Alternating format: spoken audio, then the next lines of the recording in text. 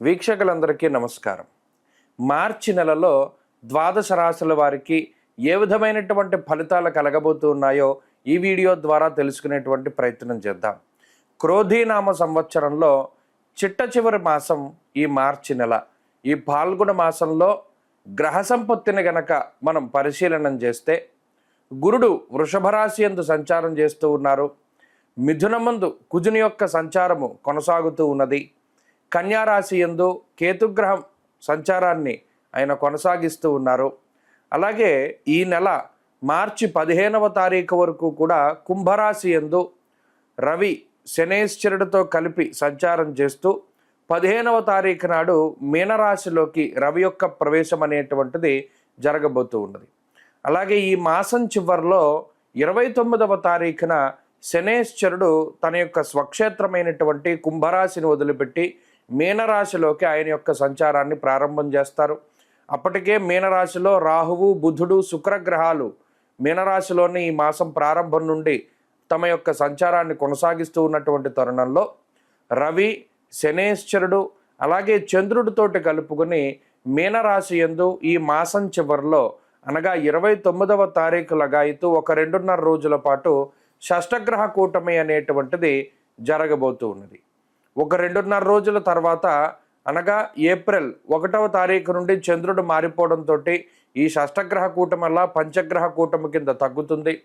ఆ తదుపరి కొన్ని రోజులకి శుక్రుని యొక్క మార్పుతోటి 4 గ్రహాల యొక్క కూటమిగా ఉంటుంది.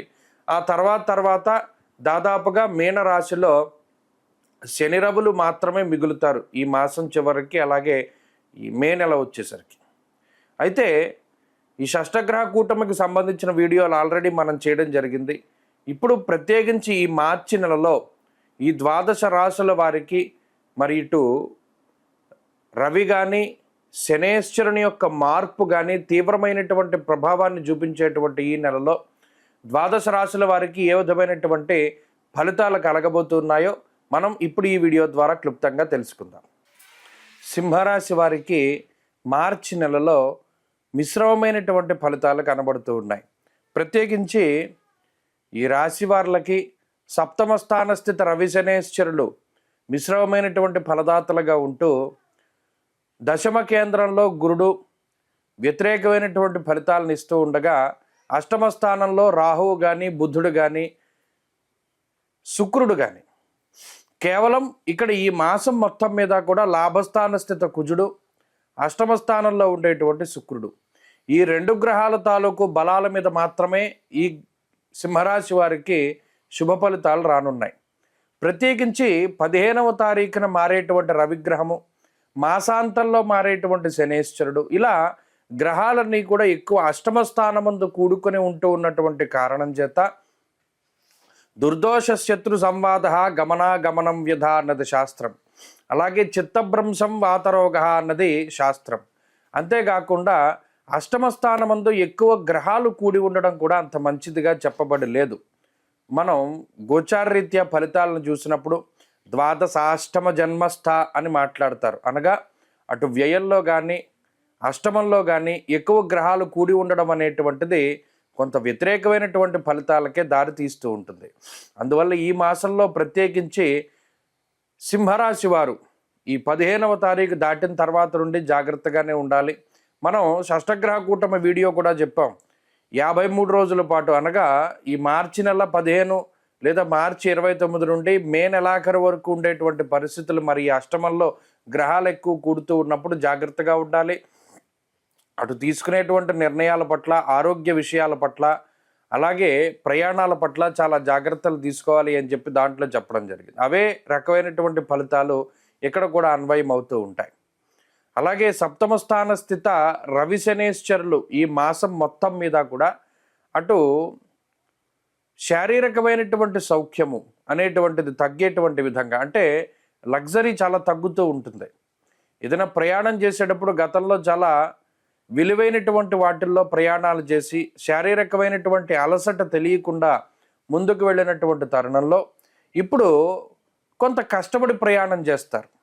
అలాగే కుటుంబానికి దూరంగా కొంతకాలం ఉండడము, తీర్థయాత్రలు చేస్తూ ఉండడము, ప్రయాణాలు చేస్తూ ఉండడం లాంటి అంశాలన్నీ ప్రధానంగా కనబడుతూ ఉన్నాయి. అలాగే ప్రత్యేకించి ఆరోగ్యం పట్ల శ్రద్ధ అవసరం. ఉద్యోగపరమైనటువంటి విషయాలు కొంత వ్యతిరేకంగానే కనబడుతూ ఉన్నాయి. ఉద్యోగపరంగా కొన్ని క్రియాశీలకమైనటువంటి మార్పులు జరిగేటువంటి ఆస్కారం ఉంటుంది. స్థానచలనము లేదా కొన్ని సందర్భాల్లో ఉద్యోగాన్ని వదిలిపెట్టేసేటువంటి పరిస్థితులకు సైతం ఈ గ్రహస్థితి కారణమవుతుంది. ఏదేమైనప్పటికీ ఈ మార్చి నెల అంతా గొప్ప నెల కాదు.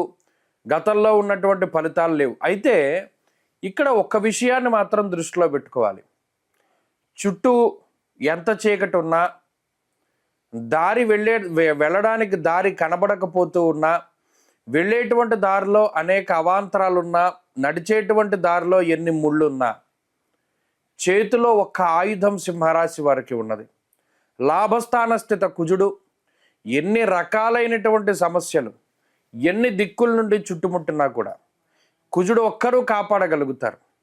ధైర్యాన్ని ప్రసాదించే గ్రహం. ఒక చేతిలో వెలుగులాగా ప్రయాణించేటువంటి దారిలో ఎన్ని అవరోధాలు ఉన్నాయి, ఎన్ని అవాంతరాలు ఉన్నాయి అనేటువంటిది కంటికి కనబడేలా చేసి ఆయా అవాంతరాల నుండి, అవరోధాల నుండి బయటపడేసేటువంటి గ్రహం కుజుడు. కాబట్టి ఇక్కడ అష్టమంలో ఇన్ని గ్రహాలు ఉన్నాయి, లేకపోతే గురుబలం లేదు అనేటువంటి భయం ఈ రాశి వారికి అక్కర్లేదు.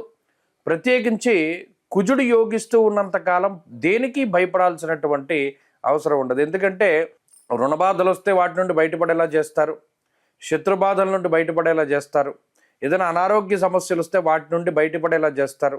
ఇలా కుజుడు అనేక రకాలైనటువంటి వాటి నుండి, ఎంత చిక్కుముళ్ళ నుండైనా సరే అవేవో మబ్బులు విడిపోయినట్టు వాటన్నిటినీ కూడా తెంచేసుకుని బయటపడేటువంటి శక్తి సామర్థ్యాలను ప్రసాదిస్తారు. కుజుడు శక్తి సంకేతమైనటువంటి గ్రహం. అందుకనే ఈ సింహరాశి వారికి మరి ఈ మార్చి నెలలో ఆ శక్తి, కుజుడు అనుకూలంగా ఉన్నారు కాబట్టి అంత భయపడాల్సినటువంటి పని ఉండదు. కానీ ఈ గ్రహస్థితిని కూడా దృష్టిలో పెట్టుకుంటూ, అంటే జాతకంలో దశాంతర దశలు కనుక బాగుంటే మరిన్ని శుభ ఫలితాలను కూడా అనుభవించడానికి అవకాశం ఉంటుంది. ఈ మాసం అంతా సింహరాశి వారు ఎక్కువగా సూర్యారాధన ప్రధానంగా చేస్తూ ఉండాలి. ఆదిత్య హృదయాన్ని క్రమం తప్పకుండా పారాయణ చేస్తూ ఉండడం చెప్పదగినటువంటి సూచన.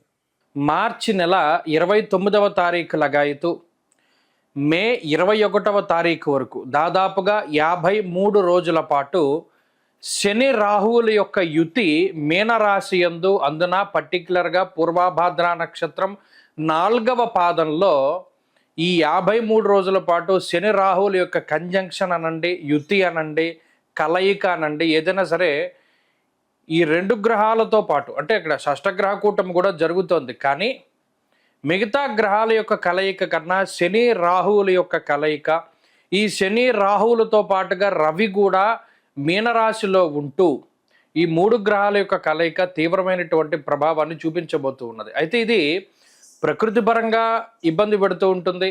ఈ షష్టగ్రహ కూటమి వల్ల ప్రకృతి పరంగా వచ్చేటువంటి విపత్తుల గురించి మనం ఆల్రెడీ ఒక వీడియో చేసాం, అది డిస్క్రిప్షన్లో ఉంది. అయితే ఇప్పుడు చేస్తున్నటువంటి ఈ వీడియో ప్రత్యేకించి ద్వాదశ రాశుల వారికి శని రాహువుల యొక్క యుతి వల్ల వచ్చేటువంటి విపరీతమైనటువంటి ఫలితాలు ఏమిటి, ఇందులో కొంతమంది విపరీతంగా లాభపడేటువంటి సందర్భాలు ఉన్నాయి. ప్రత్యేకించి శని రాహువులు కలిసి యోగిస్తే ఓవర్ నైట్ స్టార్స్ అని చేస్తారు ఆ రెండు గ్రహాలు కూడా. అంటే ఎలా ఉన్నవాడైనా, ఉదాహరణకి చూడండి, ఈ కుంభమేళాలో కొంతమంది అలాగే ఓవర్ నైట్లో స్టార్స్ అయ్యారు. అంతా పీక్లో శని రాహువులు యోగిస్తే స్టార్డమ్ వస్తుంది. అది ఏదైనా సరే, అంటే ఆర్థికంగా ఉపయోగపడుతుంది, లేకపోతే ఇంకోటి అది ప్రయోజనాన్ని పక్కన పెడితే అంత విపరీతంగా యోగిస్తారు. అలాగే శని రాహువులు ఇబ్బంది పెడితే అంతగానో ఇబ్బంది పెట్టేటువంటి పరిస్థితులు ఉన్నాయి.